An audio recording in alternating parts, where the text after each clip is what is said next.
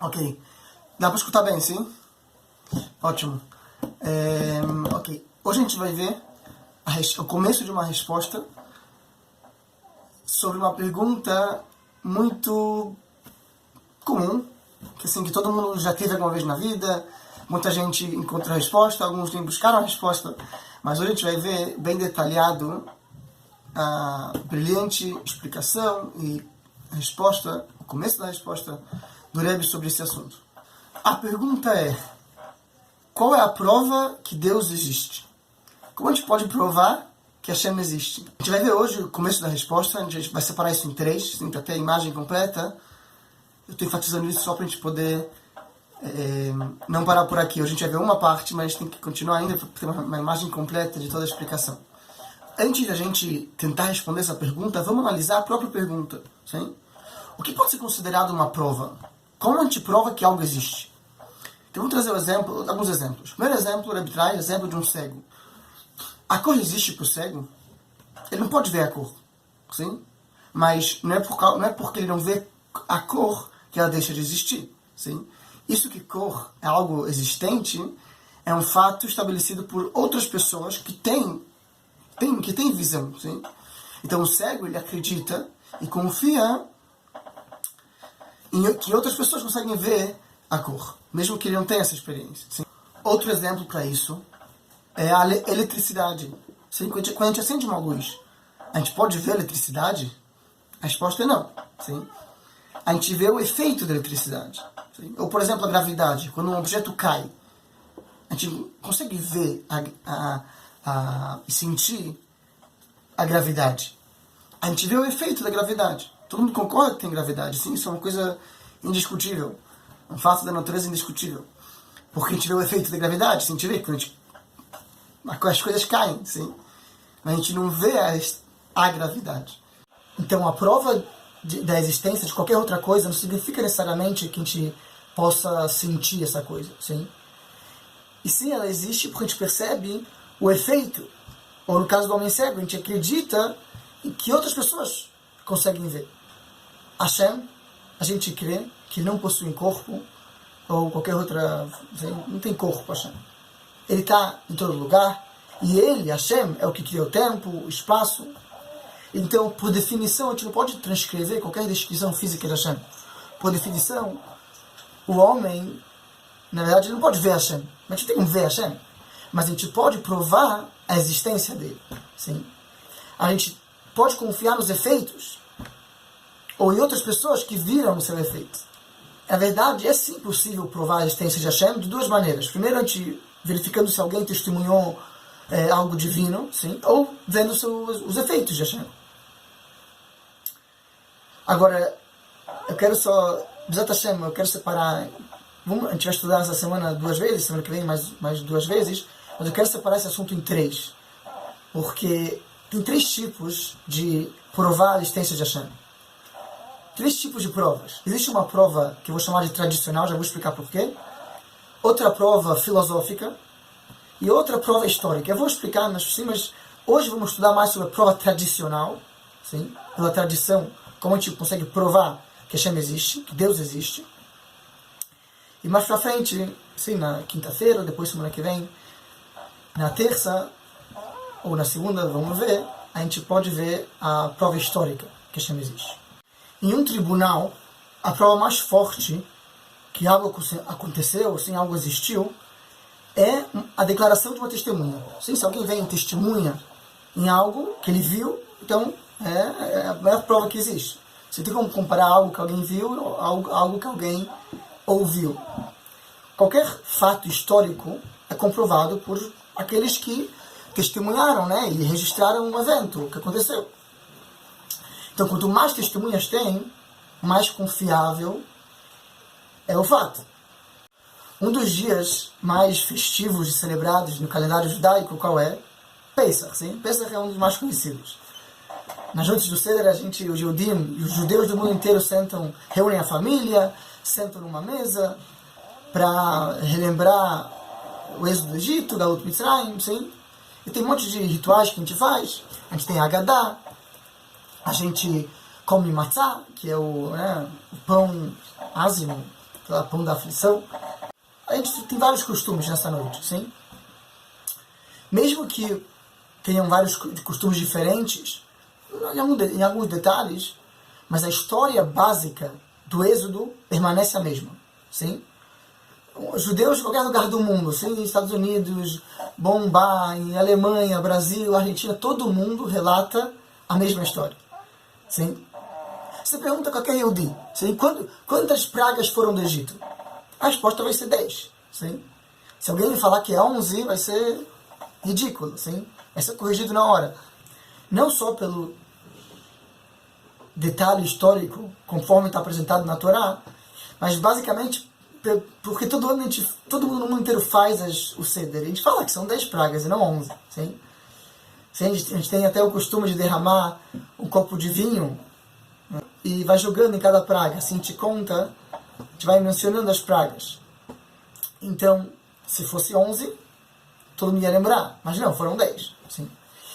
Então, até se alguns boatos tivessem distorcido a história, sim, com o passar das gerações, a gente acaba tendo várias versões da história. Mas, interessante que a gente vê que não, que todo mundo concorda, sim, que os judeus saíram do Egito. E 49 dias depois, diante do Monte Sinai, do Har Sinai, a gente ouviu Hashem, a gente ouviu os 10 mandamentos. Sim? Então, esse fato é sabido não só por um relato da Torá, mas sim também pela tradição. Pelo fato que geração após geração, sim, judeus transmitiram essa história. E essa história está fundamentada numa experiência real de toda uma nação. E isso permanece como um fato incontestável. Os judeus saíram do Egito, testemunharam as 10 pragas, testemunharam o Êxodo, a revelação de Hashem no Har Sinai, no Monte Sinai, e transmitiram esses acontecimentos ao longo das gerações. Sim? No decorrer da história judaica, nunca houve menos de cerca de 1 milhão de judeus a transmitir essa tradição. E a história permaneceu inalterada. Sim? Mesmo que os judeus foram dispersos, espalhados por 4 cantos da terra, essa história nunca foi mudada. Sim?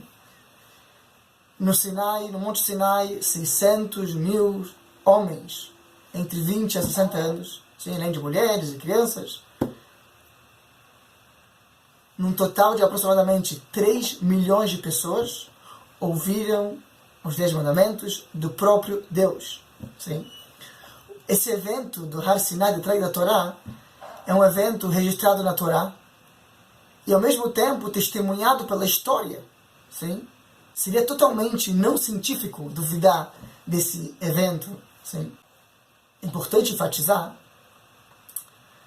isso é muito importante enfatizar, que a revelação do Har Sinai que a gente teve de Hashem é diferente de outras revelações de qualquer outra religião. Sim? No cristianismo, por exemplo, a revelação é atribuída a uma pessoa, a um homem, ou a um pequeno grupo de discípulos, sim? Ou também o Islã, sim? Maomé, ou o budismo, mas no judaísmo não foi assim. A revelação ocorreu diante de uma nação inteira. Um sábio chamado Rashba, Rabbi Shimon ben Aderet, sim? Ele fala que realmente a revelação foi muito necessário a revelação de Hashem no Har Sinai, no Monte Sinai. Sim? Por quê? Que fosse feita diante de muita gente. Porque se fosse a revelação fosse só para uma pessoa, sim, para Moshe Rabbeinu, que foi no começo só para Moshe Rabbeinu. Então imagina, ele fala assim, imagina Moshe Rabbeinu, tá bom, Moshe Rabbeinu foi para o Egito, chegou para os deuses e falou, gente, está na hora da redenção. Sim? E ele foi lá, trouxe pragas, e as pessoas viram que eram poderes sobrenaturais que estavam em ação. E Moshe Rabbeinu tudo falou em nome de Hashem, nome de Deus. Ele ganhou dos feiticeiros, dos mágicos egípcios. E até que eles próprios, né, admitiram que é Etzbe Elohim, que é o dedo de Hashem que tá em ação. Mas tinha um problema. Os judeus ouviram tudo isso de uma criatura de carne e osso. Então ainda tinha espaço para duvidar disso.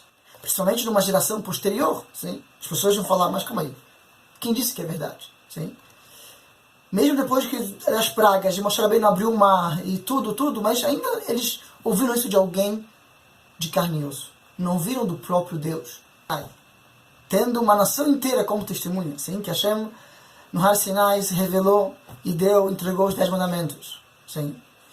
E todo judeu, todo Yehudi, ele vivenciou o mesmo nível de comunicação de Moshe com Hashem. Sim? O mesmo nível que Moshe Rabbeinu recebeu com Hashem, a mesma comunicação, cada um teve na hora. Sim? E a partir daí os Yehudim se convenceram totalmente que quando Moshe transmitiu a palavra de Hashem, realmente era de origem divina. Outro detalhe que é importante mencionar é que os Yehudim, os judeus da época, não eram escravos burros, sim, que não entendiam nada. Dentro dos Yehudim tinham sábios, arquitetos e construtores profissionais, sim, que eles fizeram as pirâmides e outras estruturas que são das maravilhas do mundo, sim, que ainda a arquitetura, ainda hoje em dia usam dessas arquiteturas, sim. Eles formavam uma geração culta. Eles eram uma geração culta. Então, se parte da nação tivesse, inventado essa história, uma história, claro que ela seria rejeitada por outras pessoas, sim? Eles eram pessoas que pensavam, sim?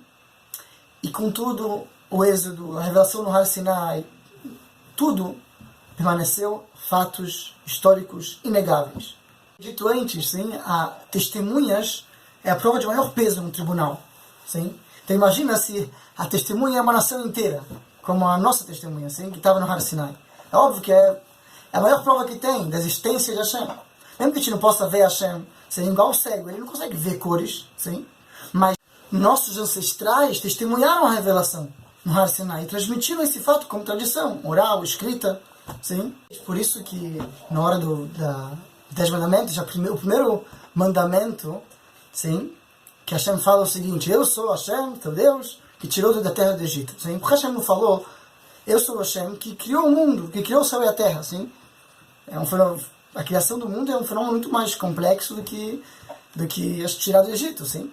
Mas Hashem quer falar aqui, Hashem queria tornar a comunicação com os Yehudim algo mais pessoal. Sim? Eu sou Hashem que tirou do Egito, eu te tirei do Egito. Aquele que tirou do Egito sou eu que estou falando com você. Sim?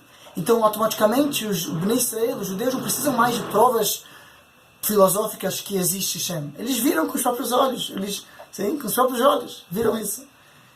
Foram testemunhas no Har Sinai. Essa é a maior prova que tem.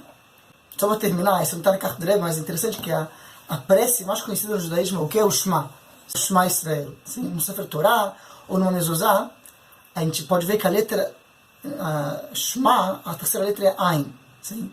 A gente pode ver que a letra Ain e a letra Dalet, do Echad no final, a última palavra, eles estão maiores, sim? Estão em negrito maiores. Por quê? Porque essas duas letras juntas formam a palavra Ed. Ed em hebraico significa testemunha. Sempre que o Yehudi recita o Shema, ele dá testemunha da existência do único Deus. Uma existência vivenciada por nossos ancestrais. E foi transmitida por meio de uma linha de tradição. Então isso é a prova tradicional. Zat Hashem, próxima vez a gente vai estudar mais provas filosóficas para provar a existência de Hashem. Zat Hashem.